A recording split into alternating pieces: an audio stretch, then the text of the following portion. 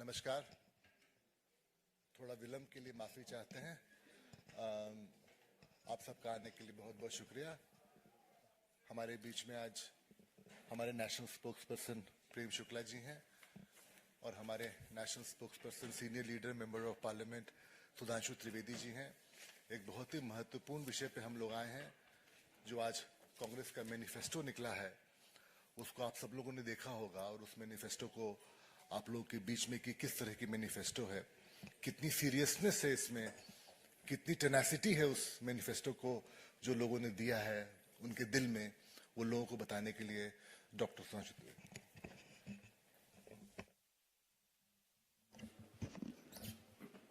मित्रों, आज मुख्य विपक्षी दल और भारत की राजनीति की ग्रैंड ओल्ड पार्टी कही जाने वाली, जो ओल्ड से ओल्डेस्ट होते हुए ऑब्लिवियन की तरफ बढ़ रही है, जिसे सामान्य हिंदी में कहें सबसे पुरानी धुरानी पार्टी, 139 साल पुरानी पार्टी ने, जिसे स्वतंत्रता के बाद लगभग 60 साल 55 से 60 साल प्रत्यक्ष शासन करने का मौका मिला और 4 पीढ़ियों तक निरंतर शासन करने का मौका मिला, वो आज ये कह रही है कि अब यदि उन्हें ख्वाबों ख्यालों वाला मौका मिला तो वो ये करके दिखाएंगे। मतलब एक कहावत होती है, आह को चाहिए एक उम्र असर होने तक।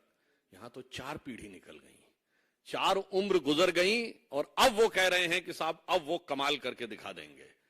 परंतु मैं ये बताना चाहता हूं कि जितनी भी बातें उन्होंने कहने का प्रयास किया तो मैं 2-3 तथ्य आपके सामने रख देता हूं। जो उनके विद्वान लोगों ने कहने का प्रयास किया है, वास्तविकता यह है कि अगर आज महंगाई की दर और बेरोजगारी की दर देखें तो 5% के आसपास महंगाई की दर और 3.1% के आसपास बेरोजगारी की दर है। मैं कांग्रेस के लोगों को ध्यान दिलाना चाहता हूं, पिछले 50 साल में, in the last 50 years, the years which are having the lowest rate of inflation, 2017 3.33, 2019 3.73, 2004 3.77, 2001 3.78, 2003 3.81, 2018 3.94, 2000 4%, 2005 4.2% और इस समय 5%। 5% के नीचे हैं, उनमें से 8 या 9 वर्ष हमारे शासनकाल के हैं। यह हकीकत है। अब यदि आपसे पूछा जाए कि हाईएस्ट ग्रोथ रेट के जो टॉप 10 हैं ईयर्स, उसमें वर्तमान समय में हम G7 कंट्रीज में, G20 कंट्रीज में हाईएस्ट ग्रोथ रेट के साथ हैं।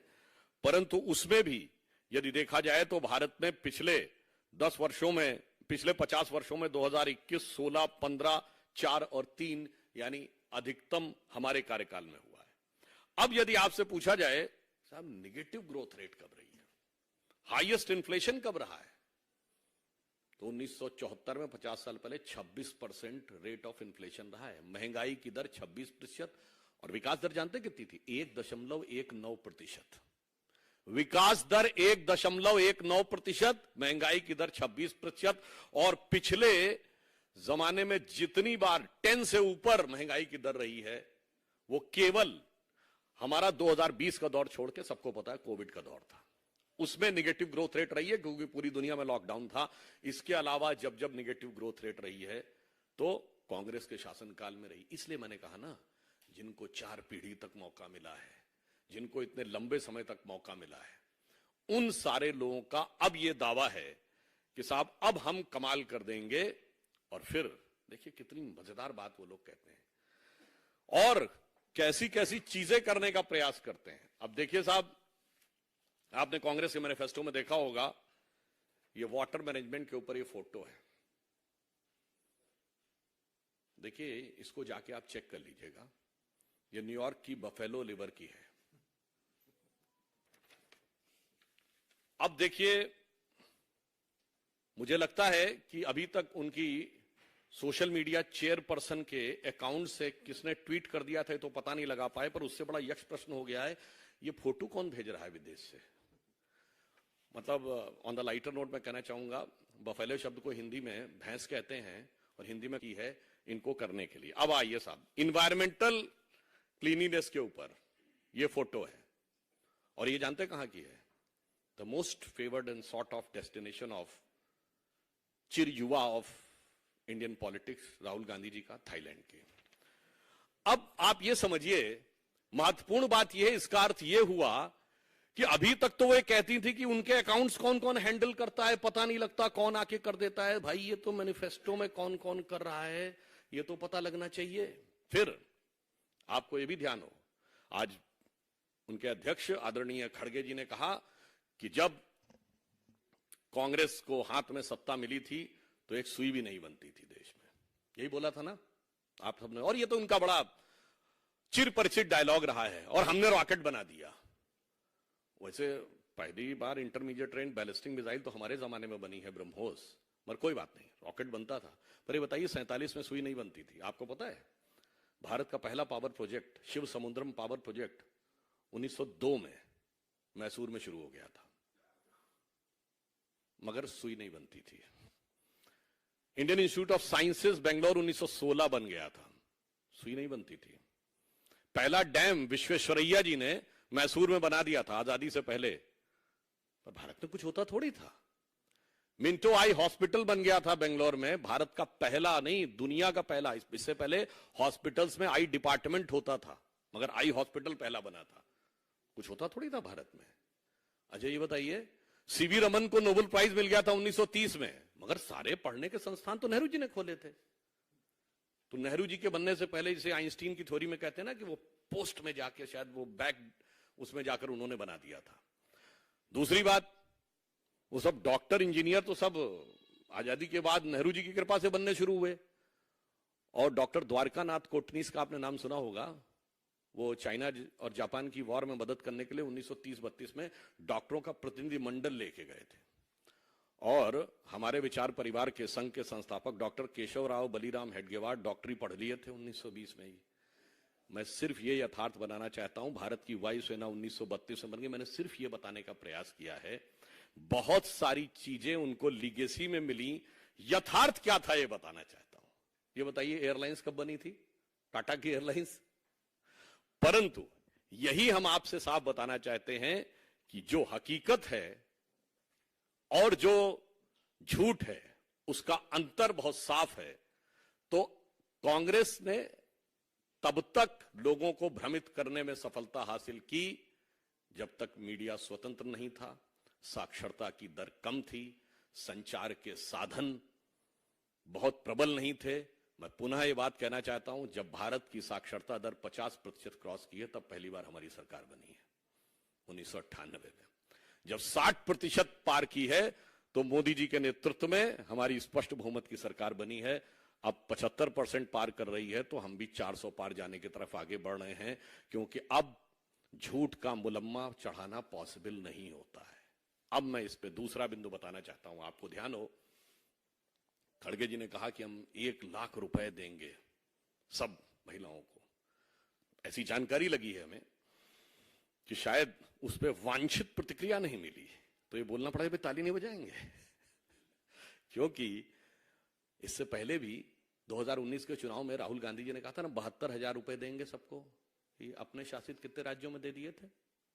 3 में तो अभी सरकार है, और छत्तीसगढ़ और राजस्थान में अभी सरकार गई है 4 महीने पहले। तो कितने दे दिए थे? ये अंतर है जिसे कहते हैं पर उपदेश कुशल बहुतेरे।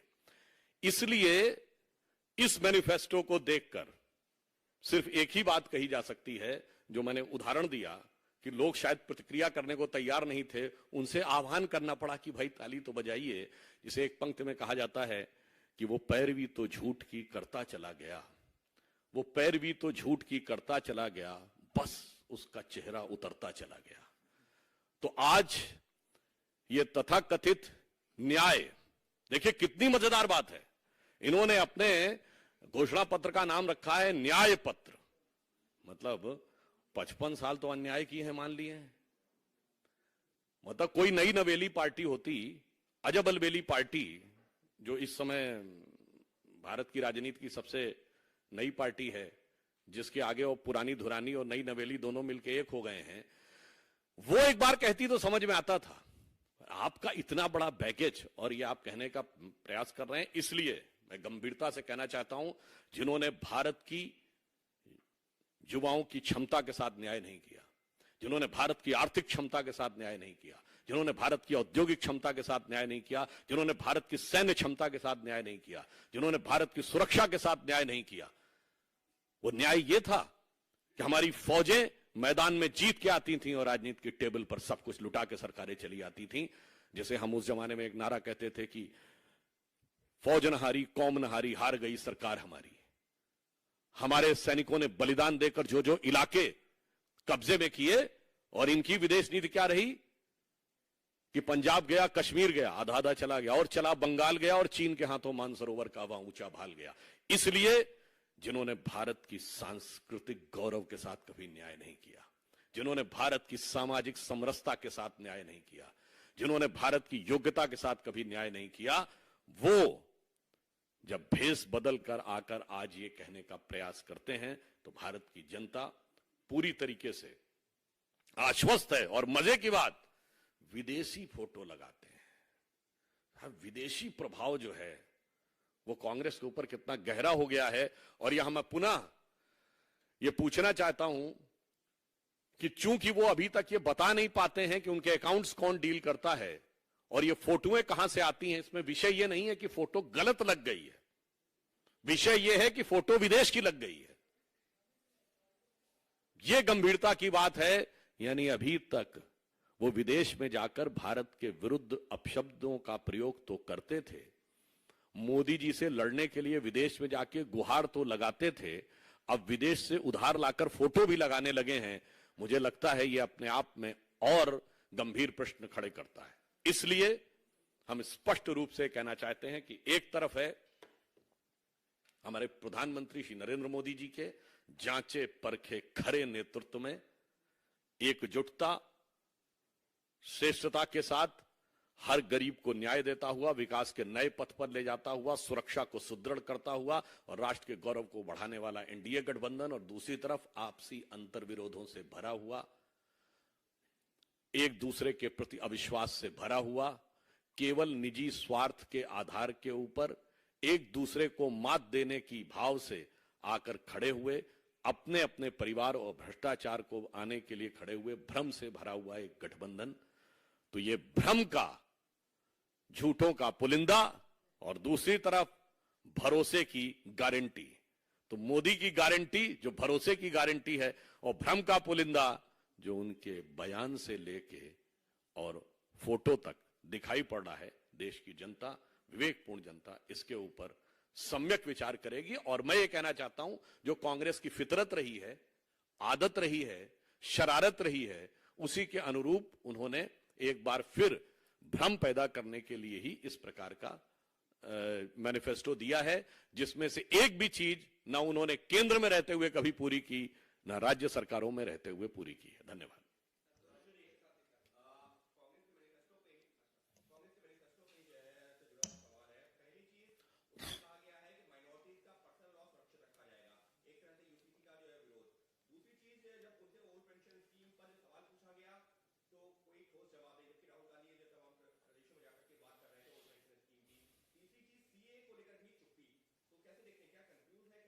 नहीं नहीं, मैं बिल्कुल, जो आपने पहले कहा कि पर्सनल लॉ सुरक्षित रखा जाएगा, तो सुरक्षित नहीं, सर के ऊपर रखा जाएगा।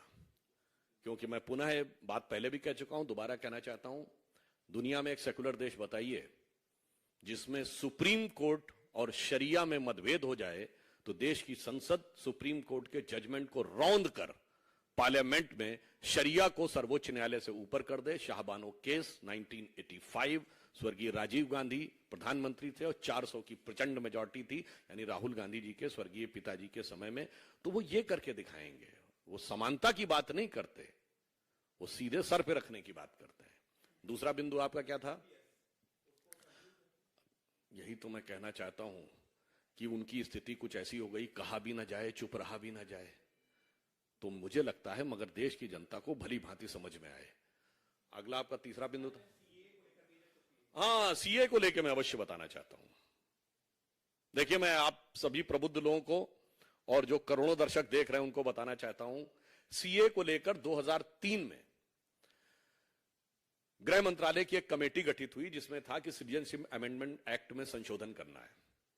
उस कमेटी के अध्यक्ष थे स्वर्गीय प्रणब मुखर्जी। उसमें जो सदस्य थे उसमें जनेश्वर मिश्रा जी, ध्यान दें, लालू प्रसाद यादव जी और सपा। उसमें सदस्य थे स्वयं लालू प्रसाद यादव जी, राजद वाले ध्यान दें, कपिल सिब्बल जी, अंबिका सोनी जी सदस्य थे, कांग्रेस वाले ध्यान दें। और उसमें कमेटी ने संस्तुति जानते क्या की थी कि पाकिस्तान और बांग्लादेश के माइनॉरिटीज को ही सिटीजनशिप देनी है। और सुनिए, 2003 एमएचए की committee headed by Pranab Mukherjee, जिनके सदस्यों के नाम मैंने बताए, उसके बिंदु क्रमांक 9 पे उन्होंने लिखा था कि इन देशों के मेजॉरिटी कम्युनिटी को इस एक्ट के तहत नहीं देनी है। बताइए साहब, इसीलिए कहा जाता है, अब बाकी सब तो बहुत सारी चीजें मैं दोबारा नहीं गिनाना चाहता, वो बोला क्या था, सरकारों ने प्रस्ताव क्या पारित किया था, संसदीय कमेटी में लिख के कुछ और आते हैं और बाहर कुछ और दिखाने लगते हैं, मतलब अंदर से कुछ और बाहर से कुछ और नजर आते हैं। बाकी आप लोग आगे खुद समझ पाते हैं। शैलेश जी दूरदर्शन, शैलेश जी दूरदर्शन।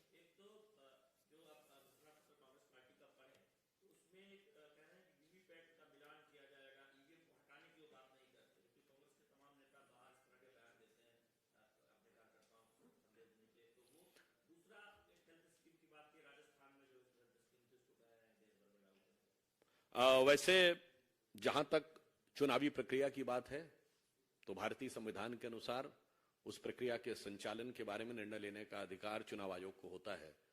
तो राजनीतिक दलों को उसके ऊपर टिप्पा टिप्पणी करने से बचना चाहिए और जब चुनाव आयोग उन्हें आमंत्रित करता है सुझाव देने के लिए तभी सुझाव देना चाहिए। इसके अलावा यदि आप सुझाव देते हैं तो साफ समझ में आता है कि आपका उद्देश्य राजनीति करना है। अनामिका जी। और वैसे मैं एक और बात पूछना चाहता हूं, यदि उनको इस बात पे आपत्ति है तो बड़ा देखिए कितना मजेदार बात वो बताते हैं। उनको ईवीएम को लेकर शक होता है, मगर साहब ईवीएम पंजाब में अच्छा काम करती है, हरियाणा में गड़बड़ हो जाती है। वो हिमाचल में अच्छा काम करती है, उत्तराखंड में गड़बड़ हो जाती है। उत्तर प्रदेश में काम सही नहीं करती, दिल्ली में अच्छा काम करती है। और राजस्थान में 2018 में सही काम करती, 2023 में गड़बड़ हो जाती है। और छत्तीसगढ़ में भी 2018 में सही काम करके 2023 में गड़बड़ हो जाती है। फिर वो बंगाल में, तेलंगाना में और आंध्र में तो बहुत सही काम करती है। अब क्या बताएं, गुजरात महाराष्ट्र में गड़बड़ हो जाती है। तो मुझे लगता है देश की जनता को यदि वो ये बताना चाहते हैं तो शायद इसीलिए उनको वो संज्ञा दी गई थी, जिस कारण जो अब औपचारिक रूप से बोलना उचित नहीं है। इशारों को अगर समझो, राज को राज रहने दो।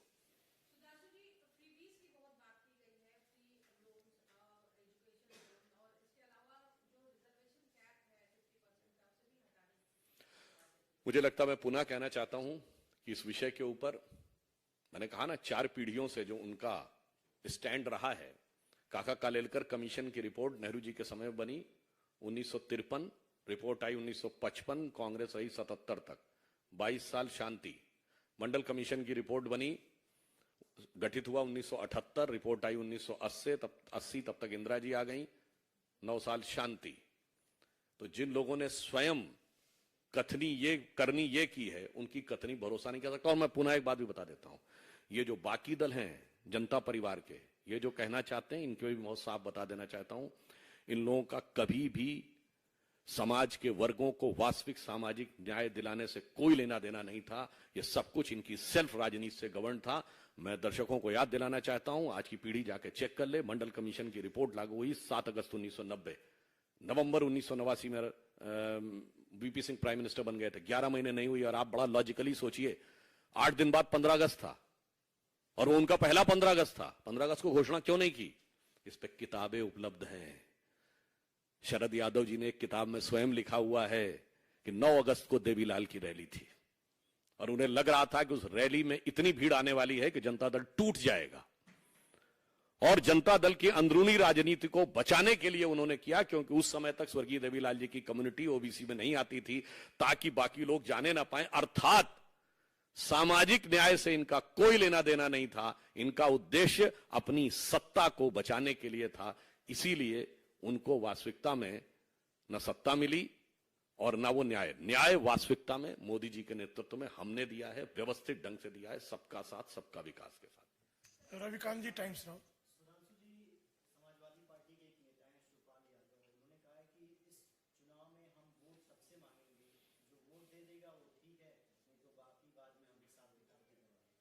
नहीं, वैसे जहां तक हिसाब किताब की बात है, किताब तो शायद उनके हाथ से बहुत अर्ली एज में छूट गई थी, और हिसाब करने के लिए जनता बहुत सक्षम है।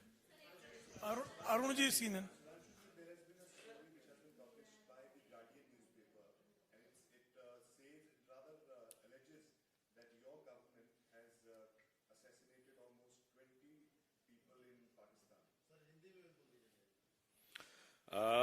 मुझे लगता है कि इस तरह की खबरों के बारे में विदेश मंत्रालय उपयुक्त ढंग से जवाब दे सकता है। इस पर हमारा बोलना उचित नहीं है, परंतु मैं एक और बात कहना चाहता हूं। इस ढंग की खबरें आ रही हैं।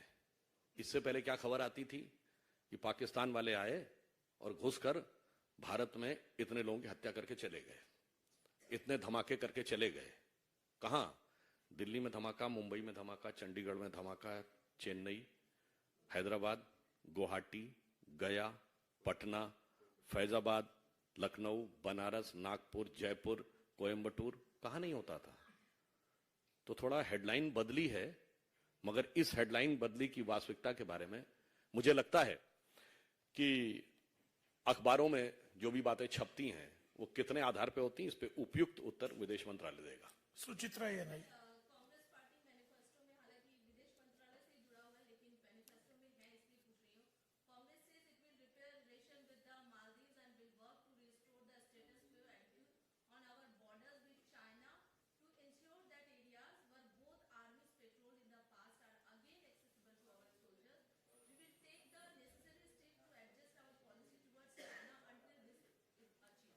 No, we have already seen that how they have tackled the border issues. Prime Minister has also given an example from Kacha Thivu to Aksai Chin. वो पूरी कहानी बता रहा है, और बॉर्डर इश्यूज के ऊपर चाइना के साथ वो सारी बातें क्या बताने की जरूरत है। पाकिस्तान के साथ बांग्लादेश बनने के बाद 93,000 प्रिजनर ऑफ वॉर थे, तब तो पीओके सॉल्व नहीं कर पाए। मतलब अब आप कहते हैं ये कर देंगे, और वास्तविकता ये, अरे बाकी छोड़िए, अभी मैंने जो बोला, पाकिस्तान आकर घुसकर मारकर चला जाता था और वो सिर्फ गुहार लगाते रहते थे। अब हम जाते हैं और घुसकर मारकर चले आते हैं, वो गुहार लगाता है। इतना बड़ा परिवर्तन तो लोगों को नजर आता है। सुरजीत ठाकुर, दैनिक भास्कर।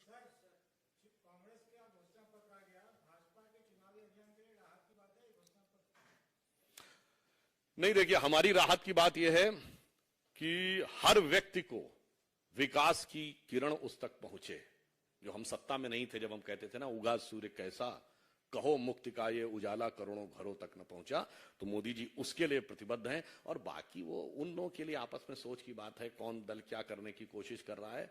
हमारा लक्ष्य है 2047 तक भारत को, मोदी जी ने लक्ष्य रखा है विकसित राष्ट्र बनाना, नंबर 1 की अर्थव्यवस्था बनाना। उनका लक्ष्य है हमार बिटवा हमार बिटिया को किसी भी प्रकार से सत्ता में स्थापित करना और अपने परिवार की अर्थव्यवस्था मजबूत करना। आखिरी प्रश्न।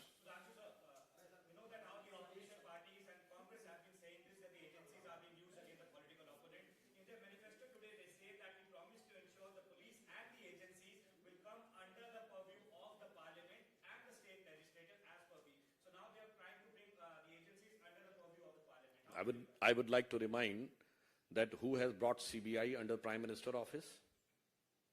इंदिरा गांधी।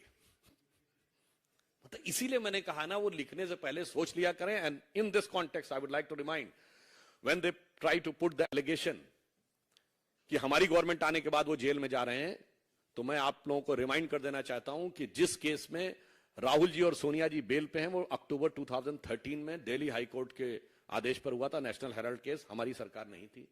डीएमके के नेता कनिमोझी और ए राजा जेल गए 2011, हमारी सरकार नहीं थी।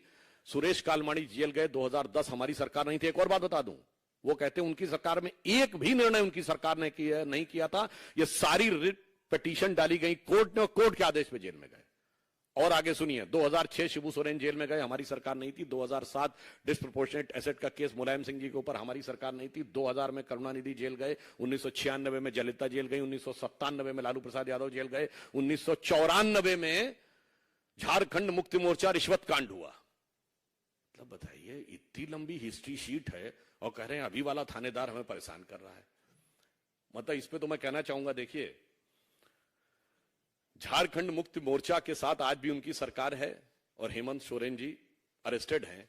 और ये कोर्ट के द्वारा प्रूवन केस बता रहा हूं, जिसमें कोर्ट ने, अभी कोर्ट का जजमेंट इसी पे तो आया ना कि अब आगे से कोई बच नहीं पाएगा कि रिश्वत देकर वोट दे दिया तो और उसको इम्यूनिटी प्राप्त रहेगी। ये हम 2024 में बैठे, 1994। मतलब आपने फिल्मों में डायलॉग सुना होगा ना, 20 बरस पहले की बात है। फिल्मों का बड़ा फेमस डायलॉग होता था। तो मैं आपसे कहना चाहता हूं 30 बरस पहले की बात है।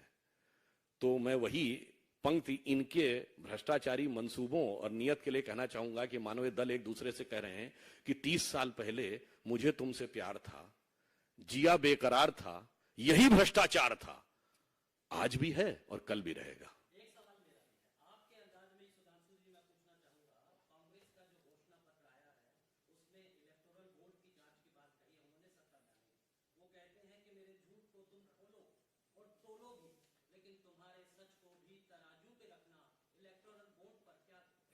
प्रधानमंत्री जी ने कहा है 2014 से पहले का अपना भी डिटेल देने, अपने इलेक्टोरल बॉन्ड का दे दें। बड़ी मजेदार बात है, देखिए वो जो मैंने बात बोली ना, वो पैरवी तो झूठ की करता चला गया, बस उसका चेहरा उतरता चला गया, इलेक्टोरल बॉन्ड तो वो लेता चला गया, 1461 करोड़ के लेता चला गया और उसके बाद भी आके चीखता चला गया।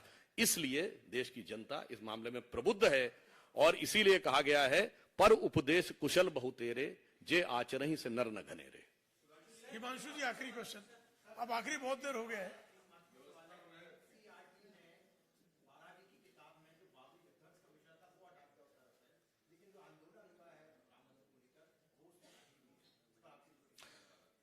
देखिए, इस विषय पे जो आधिकारिक हमारे शिक्षा मंत्रालय के लोग होंगे वो बता सकते हैं, परंतु इतना जरूर मैं कहना चाहूंगा कि श्री राम जन्मभूमि आंदोलन भारत के स्वतंत्र भारत के इतिहास का पहला आंदोलन था जो उत्तर और दक्षिण दोनों जगह हुआ। जेपी आंदोलन भी नॉर्थ में ज्यादा था और उस आंदोलन ने पूरे देश की सोच और व्यवस्था में एक बदलाव लाया और जानते हैं देश की अर्थव्यवस्था में ही बदलाव लाया। जब तथाकथित बाबरी ढांचा था तो फॉरेन एक्सचेंज रिजर्व कितना था? 1 बिलियन के नीचे था।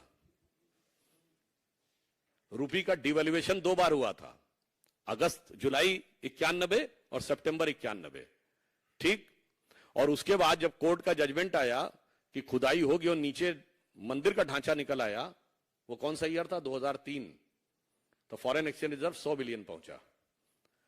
जब जजमेंट आया तो फॉरेन एक्सचेंज रिजर्व 2019 में 500 बिलियन पहुंचा और जब मंदिर का शिलान्यास हुआ तो 600 बिलियन पहुंचा। इसलिए देखने के नजरिए बहुत हैं, जरा चश्मा उतारो फिर देखो यारो, दुनिया नई है चेहरा पुराना।